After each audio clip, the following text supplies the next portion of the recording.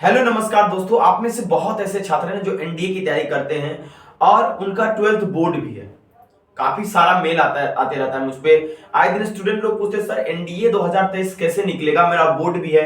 और हम लोग जब बता देते हैं ये करना तो वो परेशान हो जाते हैं। तो बिल्कुल दोस्तों आप घबराइए नहीं, आज का वीडियो उसी पर डेडिकेटेड है कि एनडीए 2023 और 12th बोर्ड कैसे मैनेज होगा, दोनों को कैसे मैनेज किया जाए।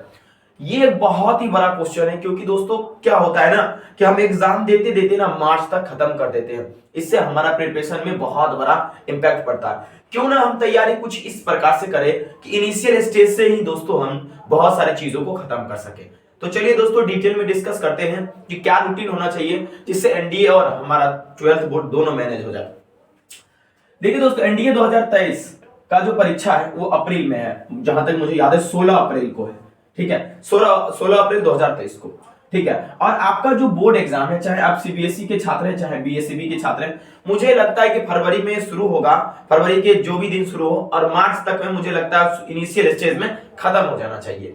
ठीक है, उसके बाद आपके पास कुल मिलाकर एक मंथ बचता है। ठीक है, उस स्थिति में आप क्या कंप्लीट करोगे क्या नहीं कंप्लीट करोगे, आपके दिमाग में बहुत सारा क्वेश्चन अराइज होता है। लेकिन आपको मैं कुछ ऐसा तरीका बताता हूं जिससे आप शुरू से ही एनडीए की तैयारी में लगे रहेंगे और बोर्ड में भी बहुत अच्छा मार्क्स ले आएंगे। ठीक है दोस्तों, देखिए हमें जहां तक आशा है आप में से बहुत ऐसे छात्र होंगे ना जो साइंस बैकग्राउंड से होंगे और मैथ लिए होंगे। ऑब्वियस बात है। ठीक है, एक बात बताइए, जब आप एनडीए का सिलेबस देखिएगा ना 40 से 50% जो है क्वेश्चन आपका मैथ का एनडीए में आता है, 12th के मैथ से। ठीक है, क्योंकि एनडीए में 120 क्वेश्चन पूछा जाता है और मैं एक ओवरऑल डाटा में मतलब बहुत ही ज्यादा एनालाइज नहीं कर रहा हूं, मतलब मैं एक मोटे तौर पे अगर आपसे बात करूं तो लगभग 40 से 50 क्वेश्चन तो 12th से आ जाते हैं। इवन कई बार 60 भी गया है, लेकिन मैं मोटे तौर पे 50 क्वेश्चन लेकर चलता हूं, क्योंकि 10 क्वेश्चन आप केवल 12th पढ़ के नहीं बना पाएंगे, 60 अगर रहेगा तो। ठीक है, क्योंकि टफ भी होता है। तो 50 क्वेश्चन आपके हाथ में है। अगर 50 क्वेश्चन आप सही करते हैं तो दोस्तों आराम से आप जो 125 नंबर ले आएंगे, अगर उस हिसाब से देखा जाए तो आराम से ले आएंगे आप। ठीक है, अगर देखिए अगर आप एक चीज गौर से देखिएगा कि अगर हम 50 क्वेश्चन सही करते हैं तो हम 125 नंबर आराम से लाते हैं। ठीक है, लेकिन दोस्तों एक बात देखिए, सबसे बड़ी बात है गेट का पेपर, क्योंकि मैथ का तैयारी आप लास्ट के एक महीना जो मार्च के पास टाइम बचेगा उसमें भी आप बाकी बूस्ट कर सकते हैं इसे। तो सबसे पहले आपको क्या ध्यान देना है कि 12th का जो आप मैथ पढ़ रहे हैं उसको जी जान से एकदम बढ़िया से पढ़िए। ठीक है, ओके। और इसके अलावा जो भी टॉपिक आपके एनडीए में 12th मैथ से आया हुआ, जैसे इंटीग्रेशन, डिफरेंशिएशन, उसके बाद दोस्तों और बहुत सारे टॉपिक है जैसे प्रोबेबिलिटी। ठीक है, तो ये सारे टॉपिक आपके 12th से इंटीग्रेशन से काफी क्वेश्चन आते हैं, तो आप उसका प्रीवियस ईयर क्वेश्चन बना लीजिए। मैट्रिसेस एंड डिटरमिनेंट पूरा 12th में डेडिकेटेड है। ठीक है, तो आप इस सारे क्वेश्चन को एनडीए का प्रीवियस ईयर का क्वेश्चन मतलब बुक खरीद लीजिए और वहां से लगा दीजिए। ठीक है, कोई दिक्कत नहीं होगा, बोर्ड भी तैयारी हो रहा है हमारा, एनडीए भी हो रहा है मैथ में, इतना में कोई दिक्कत नहीं होगा। हमने क्या किया, मैथ पूरा मैंने मान लीजिए पढ़ लिया अभी तक। ठीक है, तो आप क्वेश्चन प्रैक्टिस लगाते होंगे ना, जिसके साथ साथ एनडीए का भी क्वेश्चन प्रैक्टिस कर दीजिए, क्या जाएगा, क्वेश्चन तो लगभग सेम ही रहता है। ठीक है, चलिए अब तो हमने मैथ के लिए आपको बताया कि इस तरह से पहले आपको पूरा फोकस 12th पर देना है, एकदम पूरा 12th के मैथ पे फोकस देना, पीछे कुछ भी नहीं पढ़ना, दिमाग में थोड़ा भी ये बात नहीं लाना है कि हमें एनडीए के लिए मैथ करने जाना, बस 12th के मैथ को बहुत बढ़िया ढंग से पढ़िए। ठीक है, अच्छा आप अपना पूरा का पूरा फोकस बोर्ड एग्जाम पर रखिए, बिल्कुल आप एनडीए पर ध्यान नहीं दीजिए, ये बात आपको मैं बता रहा हूं। ठीक है, इसके अलावा दोस्तों देखिए आप क्या मिस करेंगे ये जनवरी और फरवरी में जब आप तैयारी कर रहे होंगे, तो उसमें दोस्तों आप पूरी तरह से 11th का मैथ मिस कर जाएंगे। क्यों 11th का मैथ मिस करेंगे, क्योंकि आपका बोर्ड सर पे होगा और आपको बोर्ड का भी टेंशन होगा। ठीक है दोस्तों, मैं आज से आपसे मात्र 2 से 3 घंटा मांगता हूं, क्या आप दे सकते हैं 2 से 3 घंटा? आज खेलना छोड़ दीजिए, आज से 2 घंटा कम सोइए, 8 घंटा अगर सोते हैं तो आज से 6 घंटा ही सोइए। लेकिन दोस्तों अगर इस तरह से तैयारी करेंगे ना, आपका गेट टाइम पर कंप्लीट हो जाएगा, गारंटी। देखिए आपका रूटीन क्या होना चाहिए। ठीक है, अभी जो जनवरी और फरवरी का टाइम है, आप 9th और 10th का साइंस ले लीजिए एनसीईआरटी का। ठीक है, ओके। और आपसे जितना भी संभव हो, डेली नहीं संभव हो पढ़ना, केवल सैटरडे संडे को कम से कम, अच्छा आप किताब से नहीं पढ़ना चाहते, बोरिंग लगता है तो यूट्यूब लेक्चर देख लीजिए। बहुत सारे ऐसे यूट्यूब चैनल है जिसपे कंप्लीट चैप्टर है, जैसे मान लीजिए आपने कोई केमिकल रिएक्शन एंड इक्वेशन निकाला, कंप्लीट यूट्यूब पर डालिए और उसके लेक्चर को संडे को अगर बैठकर मौज मना रहे हैं आप, ठीक है, 1 जनवरी कम घूमिए। ठीक है, उस दिन 1 से 2 चैप्टर कंप्लीट कर लीजिए, क्योंकि आप साइंस के छात्र, प्रीवियसली 9th के साइंस पढ़ के आए, इतना तो आपसे उम्मीद रख सकते हैं। ठीक है, तो आप तुरंत गेन करेंगे, समझेगा, फटाफट एनसीईआरटी पढ़ के नोट्स बना लीजिए। ठीक है, दोस्तों 40 से 45 क्वेश्चन एनसीईआरटी से आता है, ठीक है।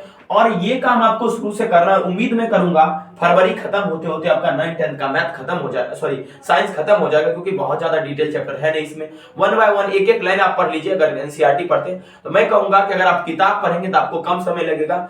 आप दोस्तों एक छात्र है किस चीज का, आप साइंस का छात्र, इसलिए आपको कम समय लगेगा।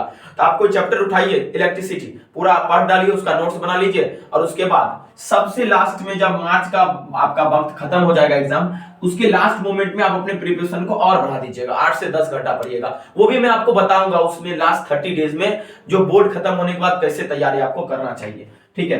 अब बात करते हैं साथ साथ में इंग्लिश भी पढ़ना है। अच्छा, आप अपने बोर्ड के लिए पैसेज पढ़ते होंगे, है कि नहीं?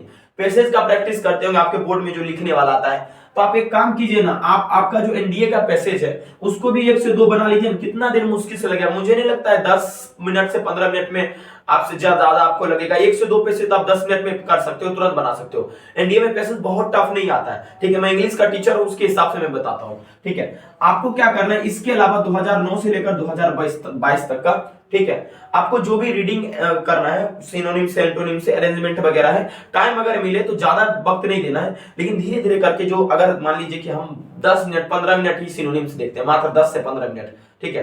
आधा घंटा शेड्यूल बना लेते हैं कि हमको सिनोनिम्स एंटोनिम्स और उसके बाद अरेंजमेंट मात्र 5 ही करना है, ज्यादा नहीं करना है, ठीक है। इस हिसाब से प्रीवियस ईयर का जो भी क्वेश्चन है वो कर लीजिएगा। अगर आपको ज्यादा दिक्कत है, मेरा काफी लेक्चर रखा हुआ है, आप जाइए प्ले लिस्ट में 2009 से 2022 तक का जितना सिनोनिम्स एंटोनिम्स कर लीजिए। इससे आपका बेस तैयार हो जाएगा, धीरे धीरे बोर्ड के साथ आप आगे मूव करने लगेंगे, ठीक है। इसके अलावा दोस्तों आपको मैं हिस्ट्री पढ़ने के लिए रिकमेंड करूंगा। अच्छा सर क्या मजाक कर रहे हो, इतना मतलब बोर्ड भी और इतना कहां से हो पाएगा सर? तो मैं सर आपको कहां कह रहा हूं कि आप डेली पढ़िए, सैटरडे संडे को पढ़िए ना, ये केवल, ठीक है, कम से कम 2 घंटा निकालकर। पैसेज डेली आप कर सकते हैं, बैठे रहेंगे लीजा में क्यों नहीं कर लेंगे, इतना एफर्ट तो लगा ही सकते हैं ना, इससे आपका इंग्लिश बढ़िया हो जाएगा, ठीक है। अब देखिए हिस्ट्री से मैं देख रहा हूं हर साल अभी क्वेश्चन को बढ़ाया जा रहा है दिन प्रतिदिन, ठीक है। तो आप क्या कीजिए, complete lecture of ancient India थोड़ा थोड़ा डेली नोट्स पढ़िए, ठीक है। मतलब क्या सर कि मैंने आपको नई किताब पढ़ने का इच्छा है, यूट्यूब पर डालिए, ठीक है। यूट्यूब पर डालने के बाद आप निकाल लीजिए एंशिएंट इंडिया मतलब प्राचीन भारत संपूर्ण चैप्टर, कोई भी एक यूट्यूब चैनल खोल लीजिए, सब अच्छा पढ़ाते हैं, ठीक है।